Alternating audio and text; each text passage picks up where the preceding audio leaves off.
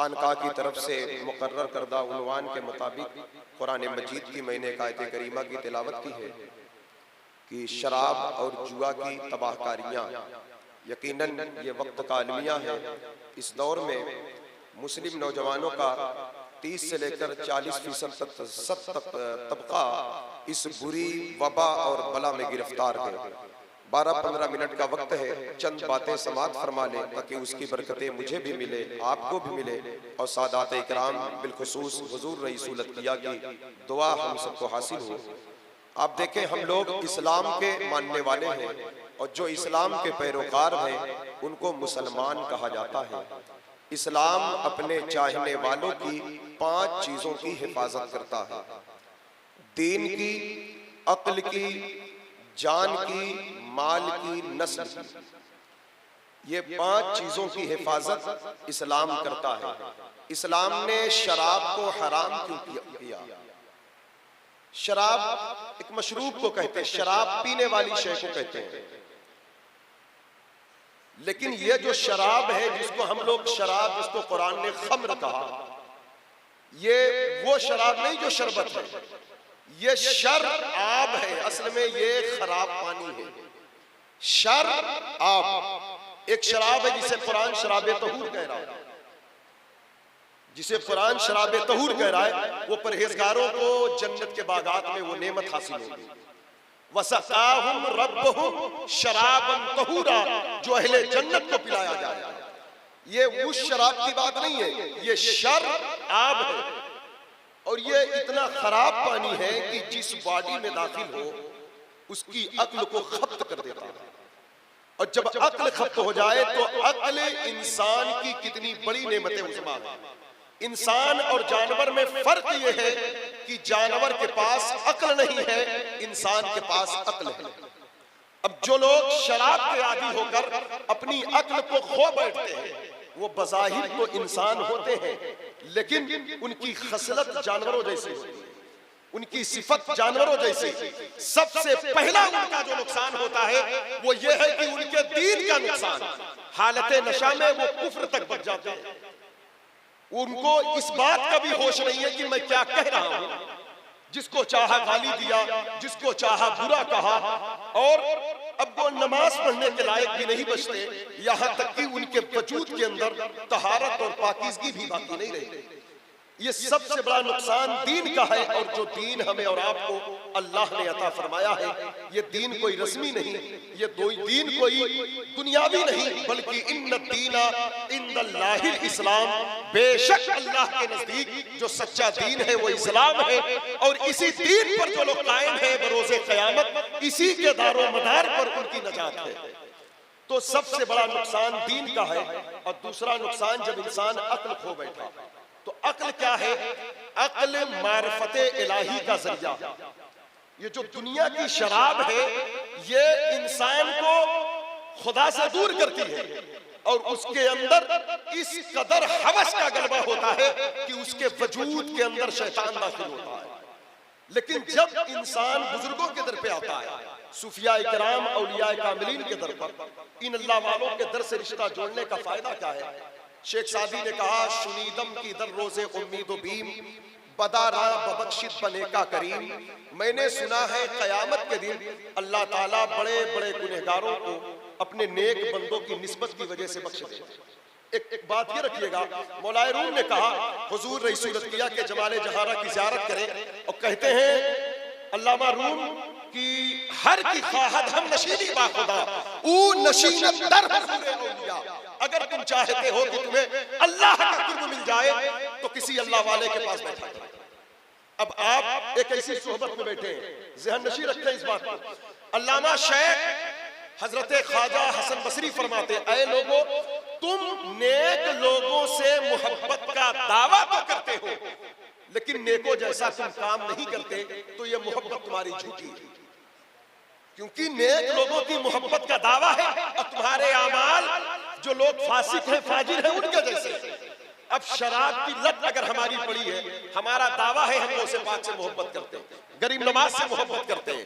सरकार सैयदना सरकार हुजूर दावतुस सुगरा के उर्स में आए हैं, मशाइख़े बिलग्राम से मोहब्बत करते हैं, लेकिन हमारे अंदर ये बुरी फेल है, तो यकीनन ये मोहब्बत कामिल नहीं, इसमें नुक्स है। इसलिए यहाँ से उठने से पहले हमें इस बुरी आदत से तौबा करके उठना है और इस मिशन को आम करना है। फरमाया अक्ल को ये चीज मादूम कर देती है, और जब अक्ल नहीं होती तो फिर इंसान बज़ाहिर तो होता है, लेकिन उसकी खसलत जानवरों जैसी हो जाती है।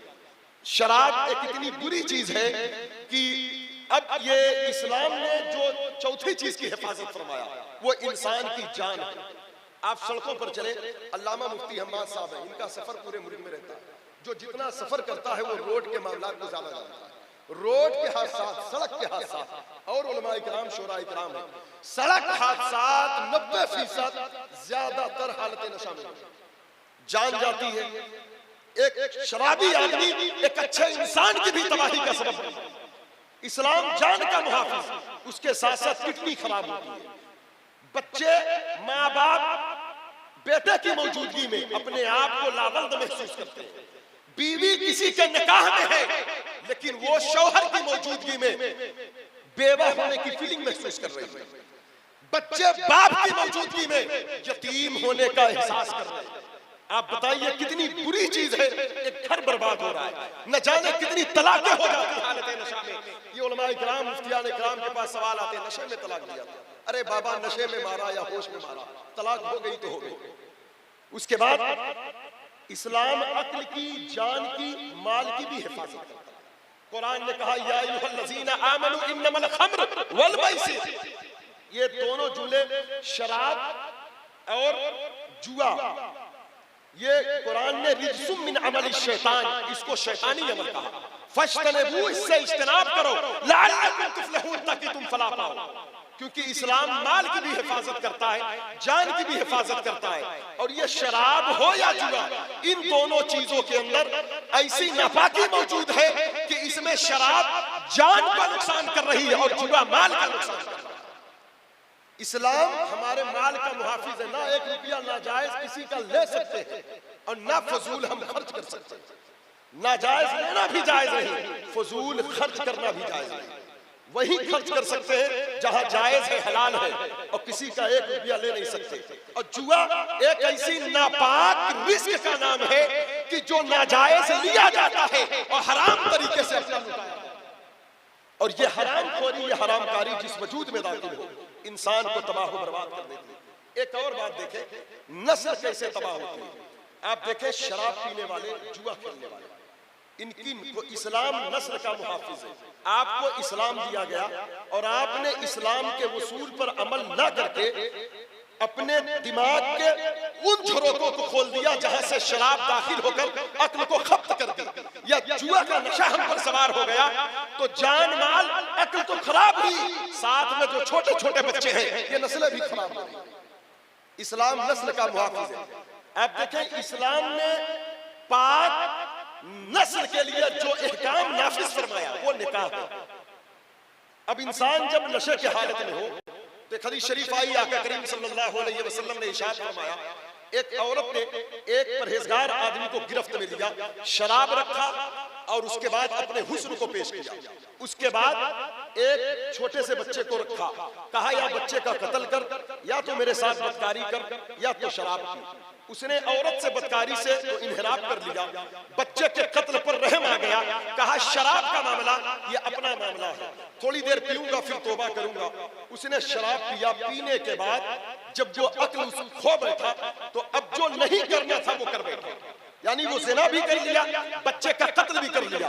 पता क्या चला, शराब को नबी करीम सल्लल्लाहु अलैहि वसल्लम ने उम्मुल खबाइस, गुनाहों की मां कहा है।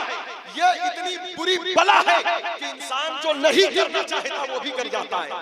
यानी ज़िना के दरवाजे शराब की वजह से खुलते, चोरी के दरवाजे शराब की वजह से खुलते, बदकारियां आम होती, कत्लो गारत शराब की वजह से बचते हैं। लेकिन आज लोग इसको शरबत समझ के पी रहे हैं। आज चाहे कोई फंक्शन में, वलीमा में, बारात में, जहां भी चले जाएं, देखें तो एक मजहबी, एक मुसलमानों के घर में ये खुराफात, ये गलत रसूमात पाई जा रही। लेकिन याद रखना प्यारे, जिस चीज को हमने गले से लगाया है ये इस्लाम नहीं है, ये कुफ्र का हिस्सा हो सकता है, ये जुल्म का हिस्सा हो सकता है, ये यहूदियों का कल्चर हो सकता है, ये नसरानियों का कल्चर हो सकता है। लेकिन आओ जरा देखो, जब शराब की हुर्मत पर आयत नाजिल हुई तो हजरत अनस बिन मालिक के घर में दावत चल रही थी, क्योंकि उस वक्त शराब हलाल थी। बात सहाबा इकराम जब हलाल थी तो उनके दस्तरखान पर भी रखी जाती थी, लेकिन उस वक्त भी बात सहाबा महफूज थे जब शराब हलाल थी, जैसे हजरत अबू बकर सिद्दीक मौलाए कायनात वगैरह। लेकिन उस वक्त जब शराब की हुर्मत पर आयत नाजिल हुई तो मदीने शरीफ में ऐलान करने वाले ने ऐलान किया, ऐ लोगों, कुरान नाजिल हो चुका है, ये रिज्सुम मिन अमल शैतान, ये शैतानी अमल है। हजरत अनस कहते हैं कि जिसके मुंह में शराब के कतरात थे वो वहीं पर उसे उगल दिया, वहीं पर बाहर फेंका। यहाँ तक कि अब्दुल्ला बिन उमर बयान करते हैं, एक अंसारी सहाबी मुल्क शाम गए थे, अपने पूरे तिजारत के माल को शराब के बिजनेस कारोबार में लगा दिया था, पूरे पैसे मदीने लाकर उनको शराब को फरोख्त करना था, उनको बेचना था। अभी सरहदे मदीना शुरू नहीं हुई, जंगल बयाबान में है। किसी ने कहा ये ऊंट पर किस चीज के मटके और मशकीजे रखे हो, तो उन्होंने कहा कि ये तो शराब है, ये मेरा कारोबार है। कहा मदीने में अब शराब के एक कतरा भी दाखिल नहीं हो सकता। कहा क्यों दाखिल नहीं हो सकता, इसके क्या वजूहात हैं? तो जवाब दिया, कहा इसलिए दाखिल नहीं हो सकता क्योंकि कुरान नाजिल हो चुका है, रसूलुल्लाह सल्लल्लाहु अलैहि वसल्लम ने शराब को हराम करार दिया है। अब वो वहीं पर जंगल में ऊंट को रोक करके हुजूर की बारगाह में आए और अर्ज किया, या रसूलल्लाह, मैंने सुना है शराब की हुर्मत का आपने ऐलान फरमाया। कहा हाँ, शराब हराम हो गई। कहा सरकार, मैंने पूरा माल बिजनेस का, पूरा माल, मैंने पूरा पैसा शराब के खरीदने में लगा दिया, अब मैं उसे बेचूंगा तभी पैसा वापस होगा। अब मैं क्या करूं, क्या मैं उसे वापस कर सकता हूं? उसे वापस करके दूसरा माल खरीद कर तिजारत करूं? हुजूर फरमाते, जो चीजें हराम हो गई अब उसे किसी को वापस देना भी हराम। कहा सरकार, क्या मैं इसे यहूदियों को तोहफे में दे सकता हूं? फरमाया, जो शय हमारे लिए हराम हो उसे किसी को तोहफा में भी देना हराम है। एक ज़ाब्ता याद रखिएगा, तिजारत खरीदो फरोख्त में जो चीज खाना पीना पहनना हलाल है, जो चीज खाना पीना पहनना हलाल है, उसका खरीदना बेचना भी हलाल है। जो चीज खाना पीना पहनना हराम है, उसका बेचना खरीदना भी हराम है। अब वो सहाबी आज का दौर होता तो कहते, पहले क्यों नहीं बताया? मैंने पूरा माल फंसा दिया, मैंने पूरी पूंजी फंसा दी। लेकिन वो सहाबी रसूल थे, वो जाकर जंगल में पूरे मशकीजों को तोड़ डाला। अब बरजस्ता कहा, जो चीज अल्लाह और उसके रसूल ने हराम कर दिया है, अब वो मेरा कारोबार, मेरी बिजनेस नहीं बन सकती। उस नापाक चीज को हम निगाह उठाकर नहीं देख सकते। किसी ने कहा भी, अरे कोई सूरत पैदा करो वरना तुम फकीर बन जाओगे। कहा, अगर हुजूर की गुलामी बाकी है तो सबसे बड़ी नेमत बाकी है। बरजस्ता कहा, तेरे कदमों में जो है गैर का मुंह क्या देखे, कौन नजरों में जचे देख के तलवा तेरा, और तेरे टुकड़ों पे पले गैर की ठोकर पे न डाल, झिड़कियां खाए कहां छोड़ के सबका तेरा। इसलिए इस बुरी वबा, बुरी बला से अपने आप को बचाएं, अपने बच्चों को बचाएं और अपनी नस्लों को बचाएं। अपने बच्चों की परवरिश हलाल रिस्क से करें। सरकार गौसे पाक ने हलाल के मौजू पर 3 दिन तकरीर किया। कहा, लोगों जुआ ना खेलो, जुआ रिश्वत ना लो, सूद का माहौल गर्म ना करो, ब्याज का माहौल गर्म ना करो। किसी ने कहा, हजरत हलाल खाने पर इतना ज्यादा फोकस क्यों है? तो बरजस्ता कहा, उस बाप का बेटा हूँ जिसने एक सेब को हलाल करने के लिए 12 साल तक मजदूरी किया है। हम उन बुजुर्गों के चाहने वाले हैं, जब तक हम इस बुरी वबा से बाहर नहीं आएंगे हमारी गुलामी काबिल एतबार नहीं होगी। इसलिए अल्लाह ताला हम सबको मशाइख के तरीकत की सच्ची गुलामी अता फरमाए और इस्लामी उसूल, उसके क़वानीन पर अमल की तौफीक रफ़ीक अता फरमाए। अस्तग़फिरुल्लाह कुल्ल ज़ुनूबि या सत्तार या गफ़्फ़ार।